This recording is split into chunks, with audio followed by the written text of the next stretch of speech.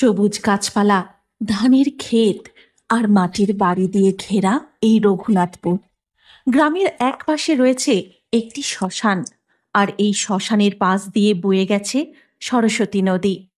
প্রতি অমাবস্যায় এই শ্মশানের মন্দিরে মা কালীর পুজো হয়।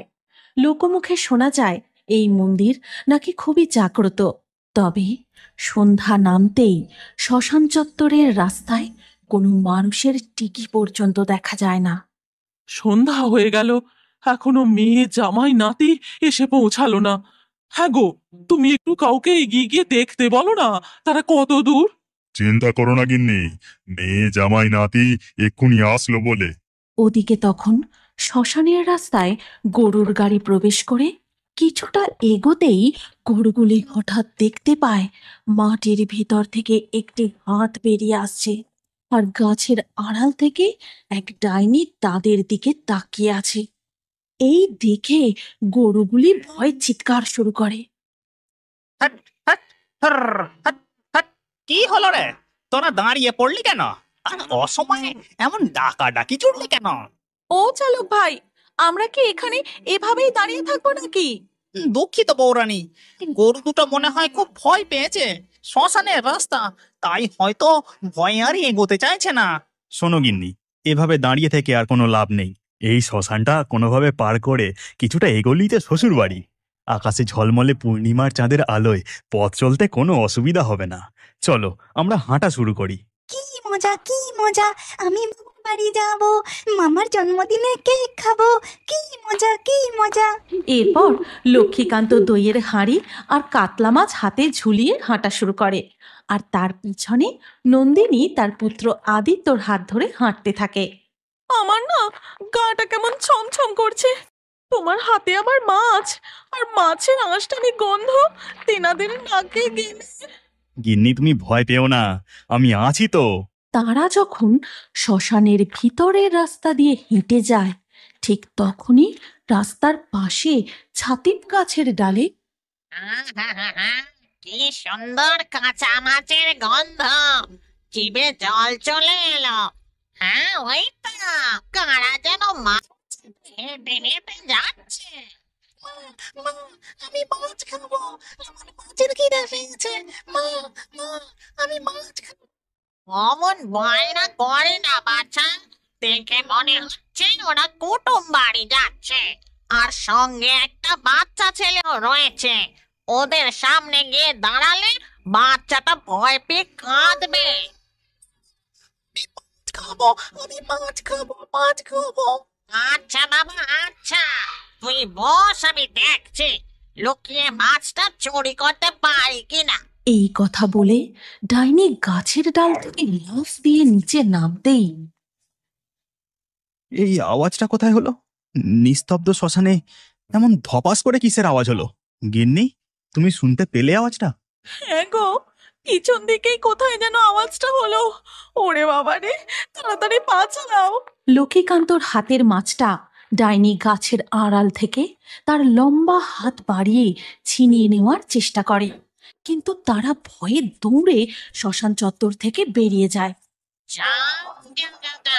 আমার লম্বা হাতের নাগায় মাছ পর্যন্ত পৌঁছানোর আগেই বেটারা দৌড়ে পালালো। ওদের পিছু নিতে হবে। মা, মা, দরজা খোলো, আমি নন্দিনী। নন্দিনীর ডাক শুনে জমিদার গিন্নি এসে দরজা খোলে। আমি কখন থেকে তোদের জন্য পথ চেয়ে বসে আছি, কোথায় ছিলিস এতক্ষণ? সেসব না হয় পরে বলছি, আগে তোমার জামাইয়ের হাত থেকে মাছ আর দইয়ের হাঁড়িটা নিয়ে রান্নাঘরে রাখো। আর ওদিকে ডাইনি ও তার ছেলে তাদের পিছু নিতে নিতে জমিদার বাড়ি পর্যন্ত এসে হাজির। খাবো, আমি মাছ খাবো, আমি মাছ খাবো। তোরা বাছা, এখন সবাই জেগে রয়েছে। ঘুমিয়ে পড়লে লুকিয়ে লুকিয়ে রান্নাঘরে ঢুকবো, তারপরে তুই মন ভরে মাছ খাস, ঠিক আছে? রাতে সবাই ঘুমিয়ে পড়লে ডাইনি ও তার ছেলে জমিদারের রান্নাঘরে ঢুকে মন ভরে দুজনে মিলে মাছ ভাজা খেতে থাকে। সব কটা ভাজা মাছ খাওয়া হয়ে গেলে ডাইনির ছেলের চোখে পড়ে তাকে রাখা কেকের উপর। মা, কি সুন্দর কেক! আমি কেক খাবো, আমি কেক খাবো, ও মা আমি কেক খাবো। চিৎকার করিস না, আস্তে কথা বল। ঠিক আছে, আমি কেকটা নামিয়ে দিচ্ছি। ডাইনি তার ছেলেকে ক্রিম কেকটা দিতেই ডাইনির ছেলে কি সুন্দর কেক! কেকটা নিয়ে চল, আমরা জমিদারের বাগানের ওই বড় গাছটায় গিয়ে বসি। এর পরের দিন সকালবেলা জমিদার গিন্নি আজ তো ছেলেটার জন্মদিন, পায়েস রান্না করতে হবে। দেখি মালিনীর দুধ দোয়া হয়েছে কিনা। জমিদার গিন্নি তাদের গোয়াল ঘরের কাছে গিয়ে মালিনীকে বলে, ইরে মালিনী, এখনো তোর দুধ দোয়া হলো না? এই তো গিন্নিমা, হয়ে গেছে। আপনি যান, দুধের বালতিটা আমি গিয়ে দিয়ে আসছি। এরপর জমিদার গিন্নি রান্নাঘরে যায় আর দেখে মাছ ভাজার পাত্রে একটাও মাছ ভাজা নেই, পাত্র পুরো ফাঁকা, আর তাকে রাখা জন্মদিনের কেকটাও নেই। জমিদার গিন্নি তৎক্ষণাৎ রান্নাঘর থেকে বেরিয়ে, শুনছো, আজ তো ছেলেটার জন্মদিন। আমি কাল রাতে রান্নাঘরে তাকে কেকটা রেখেছিলাম, কিন্তু কেকটা কোথায় গেল? আর সব কটা মাছ ভাজা উধাও। কোথায় আর উধাও হয়ে যাবে? দেখো, তোমার আহ্লাদের ছেলে হয়তো লোভ সামলাতে না পেরেই খেয়ে নিয়েছে। না বাবা, আমি খাইনি। কাল থেকে আমি আমার লোভ সামলে আছি, আর জন্মদিনে কেক সুস্বাদু খাবার খাবো বলে। আহ, তুমি ছেলেটাকে এমন ভাবে কেন বলছো বলো তো? বিক্রম না হয় একটু খেতেই ভালোবাসে, তা বলে তুমি ছেলেটাকে এইরকম করে বলবে? আচ্ছা ঠিক আছে বাবা, ঠিক আছে, আমি আরো একটা কেক আনানোর ব্যবস্থা করছি। এরপর জমিদার সূর্যপ্রতাপ বাড়ির চাকর রবিনকে আরও একটা কেক কিনে আনার কথা বলেন। জমিদারের ছোট ছেলে বিক্রম একটু মন খারাপ করে তাদের বাগানের দিকে যায়। বাবা শুধু আমাকে বেশি খেতে বারণ করে। আমি কি করব? আমার পেটে যদি খিদে পায়, আমি কি করে খিদে চেপে রাখতে পারি? কিন্তু কেকটা তো আমি খাইনি, তাহলে গেল কোথায়? ঠিক তখনই বিক্রমের কানে আসে তেঁতুল গাছের দিকে কারা যেন কথা বলছে। তারপর সে তেঁতুল গাছের কাছে গিয়ে দেখে গাছের ডালে এক ভয়ঙ্কর ডাইনি ও একটা বাচ্চা ভূত বসে আছে। নিয়ে বাছা, কেকটা এবার খেয়ে নে। জমিদারের রান্নাঘর থেকে খুবই সুস্বাদু খাবারের গন্ধ বেরোচ্ছে। তারপর ডাইনির ছেলে কেক খেতে শুরু করে আর ডাইনিও খায়। এই সব কিছু নিচে দাঁড়িয়ে দাঁড়িয়ে দেখছিল জমিদারের পুত্র বিক্রম। ওরে বাবা, আমার জন্মদিনের কেক ভূতে খায়! এখান থেকে তাড়াতাড়ি পালাই, না হলে এক্ষুনি আমার ঘাড় মটকে দেবে। বিক্রম ভয় পেয়ে দৌড়ে বাড়িতে ঢুকতেই তার মা তাকে বলে, কি রে, এই ভর দুপুর বেলায় কোথায় গিয়েছিলিস? চল, কেক কাটার সমস্ত আয়োজন হয়ে গেছে। তুই কেক কাটলে তারপর তো দুপুরের খাওয়া দাওয়া শুরু হবে। চল চল, দেরি হয়ে যাচ্ছে। মা, মা, আমাদের উঠোনের ওই তেঁতুল গাছে। আহ, আবার তেঁতুল গাছে কি হলো? এখন তেঁতুল খেতে হবে না, চল কেক কাটবি চল। এরপর জমিদারের ছোট পুত্র কেক কাটতে শুরু করে। বাড়িতে আসা তার দিদি, জামাইবাবু, ভাগনা ও বাড়ির বাকি সদস্যরা মিলে বিক্রমের জন্মদিন উদযাপন করে। সবাই যখন আনন্দে ব্যস্ত, তখন সুস্বাদু রান্নার সুগন্ধে বিক্রম তাদের রান্নাঘরের দিকে যায় আর দেখে তেঁতুল গাছের সেই ভয়ানক ডাইনি ও তার বাচ্চা ভূতটা পায়েসের হাঁড়ি চেটে পুটে খাচ্ছে। ওরে বাবা রে, ওই ভূত দুটো যে রান্নাঘরে পায়েস খাচ্ছে! তাড়াতাড়ি মাকে গিয়ে বলি। বিক্রম তার মায়ের কাছে গিয়ে রান্নাঘরের ঘটনাটা বলে। মা, মা, রান্নাঘরে এক ডাইনি ও তার বাচ্চা ঢুকে সব পায়েস খেয়ে নিল। কি সব আজে বাজে কথা বলছিস বলতো? এই ভর দুপুরে রান্নাঘরে ভূত আসবে কোথা থেকে? দেখো, তোমার আদরের ছেলে এবার পায়েস খেয়ে ভূতের নামে নালিশ জানাচ্ছে। এরপর জমিদার গিন্নি রান্নাঘরে গিয়ে দেখে দুটি হাঁড়ির মধ্যে একটি হাঁড়ির পায়েস সত্যিই ফাঁকা। আমার ছেলেটা একটু খেতে না হয় ভালোবাসে, কিন্তু এর আগে লুকিয়ে লুকিয়ে এত খাবার তো কোনোদিন খেত না। এরপর সন্ধেবেলা যখন জমিদার গিন্নি সন্ধ্যার প্রদীপ দেখাতে বাইরে যায়, তখন দেখে গোয়াল ঘরে এক ডাইনি মুখ দিয়ে গরুর দুধ খাচ্ছে আর তার পাশে একটা বাচ্চা দাঁড়িয়ে। সন্ধেবেলা এমন ঘটনা দেখে জমিদার গিন্নি খুব ভয় পেয়ে যায়। তারপর দৌড়ে তার স্বামীর কাছে গিয়ে বলে, শুনছ, আমাদের ছেলে ভুল কিছু বলেনি গো। বাড়িতে সত্যি সত্যি ভূত প্রেত ঘুরে বেড়াচ্ছে। তুমি তান্ত্রিক ডাকো, এর কিছু একটা ব্যবস্থা করো। এর পরের দিন সকালে জমিদার বাড়ির উঠোনে হোমযজ্ঞ শুরু হয়, আর তার ধোঁয়ায় ডাইনি ও তার ছেলে জমিদার বাড়ি ছেড়ে সোজা চলে যায় আবারও সেই শ্মশানে। মামদভোগ এই কথা বলে একটা লম্বা বাঁশ হুড়মুড়িয়ে রাস্তার উপর ফেলে দেয়। ঠিক তখনই বাপ ও ছেলের কানে এমন ভয়ানক শব্দ আসতেই তারা থমকে দাঁড়িয়ে পড়ে। বাবা, দুর্গা পুজো শেষ, কালী পুজো শেষ, এবার তো জগদ্ধাত্রী পুজো শেষ হয়ে গেল। আমরা কবে বাড়ি ফিরবো বাবা? এই তো বাবা, আমাদের দিন ফুরিয়ে এসেছে।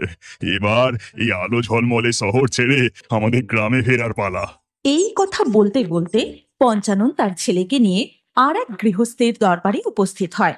তারপর তার ঢাকটি বাজাতে শুরু করে, আর তার তালে তালে দীপুও কাঁসর বাজাতে থাকে। ঢাক কাঁসরের আওয়াজ শুনে বাড়ি থেকে গৃহিণী চাল পয়সা ও পুরনো কিছু জামা কাপড় নিয়ে বেরিয়ে আসে।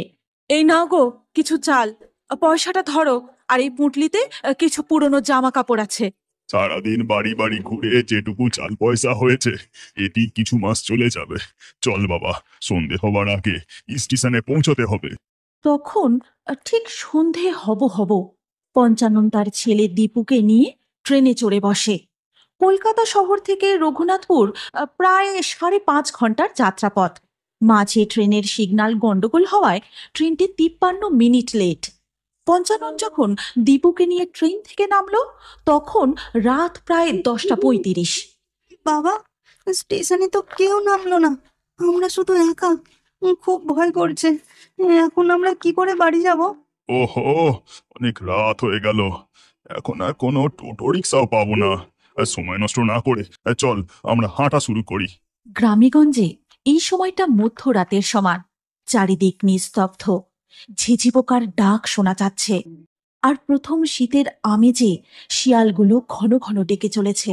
পঞ্চানন ছেলেকে নিয়ে ফাঁকা মাঠের রাস্তা ধরে হাঁটতে হাঁটতে এবার একটা অতিকায় বাঁশ বাগানে প্রবেশ করলো। ও বাবা, আমার খুব ভয় করছে। অন্ধকারে রাস্তা তো কিছুই দেখতে পাচ্ছি না। ভয় পাস না, এই বাঁশবাগানটা ছোট, এক্ষুনি শেষ হয়ে যাবে। আর আমার হাতটা শক্ত করে ধর।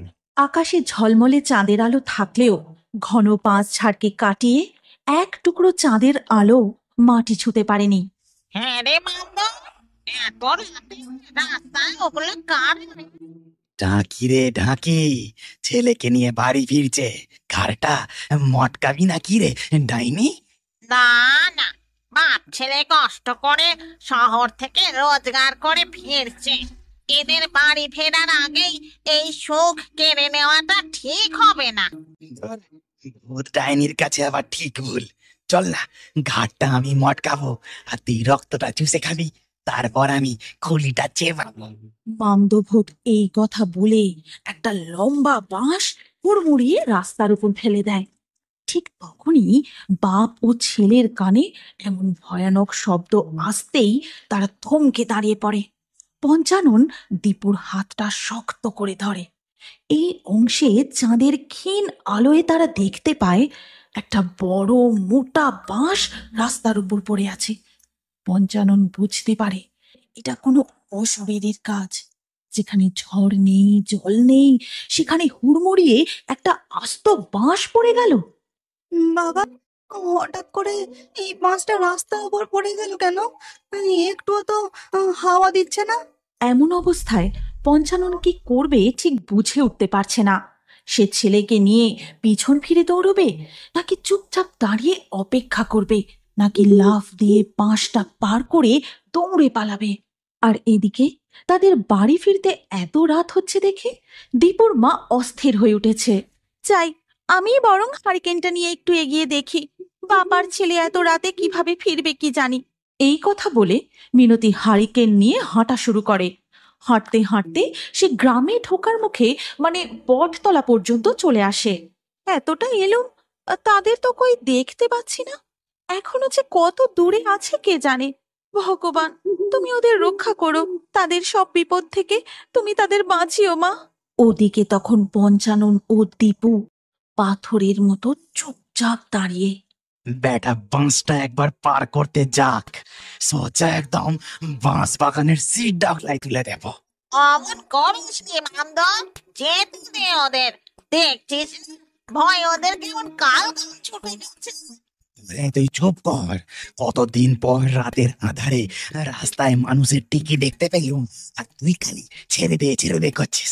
এতক্ষণে বাঁশটা কোনো রকম নড়াচড়া করছে না দেখে পঞ্চানন স্থির করে দৌড়ে গিয়ে এক লাফে বাঁশটা টপকে পালাবে। দীপু, আমার হাতটা ছাড়বি না, আমার সাথে সাথে দৌড়বি, আর এক লাফে ওই বাঁশটা পার করবো। যে মুহূর্তে বাঁশটা পার করতে যায় ঠিক তখনই তারা হঠাৎ দেখতে পায় যে একটা বীভৎস চেহারার ভূত রাস্তার উপর ফেলা বাঁশের উপর উঁচু হয়ে বসে আছে, আর ডাইনিও ঠিক তাদের পিছনে এসে দাঁড়ায়। রাতের অন্ধকারে বাঁশ বাগানে বীভৎস চেহারার ভূত ও ডাইনিকে দেখে ছেড়ে দাও, ছেড়ে দাও। ঠিক তখনই পঞ্চানন দেখতে পায় দূর থেকে একটা জ্বলন্ত আগুন ক্রমশ তাদের দিকে এগিয়ে আসছে। ওরে বাবারে, এ বাঁশ বাগানে কতগুলো ভূতের ফাঁদে পড়লাম, আজ আর রেহাই নেই। ভগবান, আমাদের বাঁচাও, তুমি রক্ষা করো। পর মুহূর্তেই পঞ্চানন দেখে দূরের জ্বলন্ত আগুনটা একদম তাদের কাছাকাছি এসে পড়েছে। সে ভালো করে দেখে বুঝতে পারে যে সেটা কোনো ভূত নয়, একটা জ্বলন্ত হারিকেন। সরে যা বলছি, সরে যা, রাস্তা ছাড়, না হলে এক্ষুনি হারিকেনের কেরোসিন গায়ে ছুঁড়ে আগুন লাগিয়ে দেব কিন্তু। ওরে বাবারে, হঠাৎ করে এই সময় কোথা থেকে এলো? মামদ, তোকে আমি আগেই বলেছিলাম এইসব মানুষ খাবার লোভ করিস।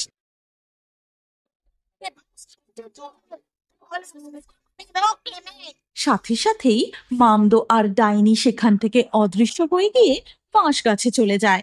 তোমাদের বাড়ি ফিরতে এত দেরি হচ্ছে দেখে আমি হারিকেন নিয়ে বটতলা পর্যন্ত এগিয়ে এসেছিলাম, কিন্তু আমার মন একদম মানছিল না। বুঝতে পারছিলাম পথে কোনো বিপদে পড়েছ। যাই হোক, ভগবান আজ অনেক রক্ষা করেছেন, এবার বাড়ি চলো। মিনতি হারিকেনের আলোয় পথ দেখাতে দেখাতে তার স্বামী ও ছেলেকে নিয়ে ঘরে ফেরে।